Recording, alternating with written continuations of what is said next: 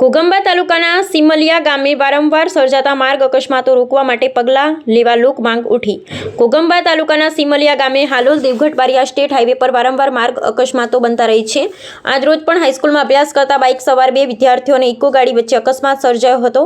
એક Eicher tempo અને bike ચાલક વચ્ચે અકસ્માત સર્જાયો હતો। ઇજાગ્રસ્તોને સારવાર માટે દવાખાને મોકલવામાં આવ્યા હતા। ગામના અગ્રણી અને માજી તાલુકા પંચાયત પ્રમુખ નટવરસિંહ ચૌહાણ અને ગામના સરપંચ વીરભદ્રસિંહ ઠાકોર દ્વારા રસ્તાને પહોળો કરવા માટે બેરિકેડ તથા બમ્પ મૂકવા માટે તંત્રને રજૂઆત કરવામાં આવી છે। સિમલિયા ગામે પ્રાથમિક શાળા, માધ્યમિક અને ઉચ્ચતર માધ્યમિક શાળા, આર્ટ્સ કોલેજ, નર્સિંગ કોલેજ, સામૂહિક આરોગ્ય કેન્દ્ર, દૂધ ડેરી, હોસ્ટેલ, છાત્રાલયો વગેરે આવેલા હોવાથી તથા હાલમાં ધોરણ 10 અને 12ની બોર્ડની પરીક્ષાના કેન્દ્રો હોવાથી લોકો અને વાહનોની અવરજવર ખૂબ જ રહે છે અને વારંવાર નાના મોટા માર્ગ અકસ્માત સર્જાતા રહે છે। આ સમસ્યાના કાયમી નિવારણ માટે તંત્ર દ્વારા તાત્કાલિક પગલાં લેવામાં આવે તેવી લોક માંગ પણ ઉઠવા પામી છે।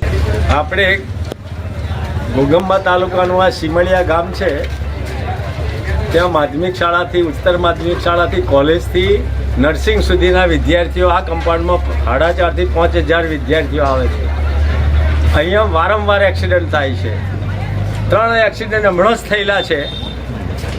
પોલીસને આ અંગેની બધી જાણ અમે કરેલી છે અને એ એક્સિડન્ટ પણ આજે 3 એક્સિડન્ટ અનડિટેક્ટ છે પોલીસને ચોપડે।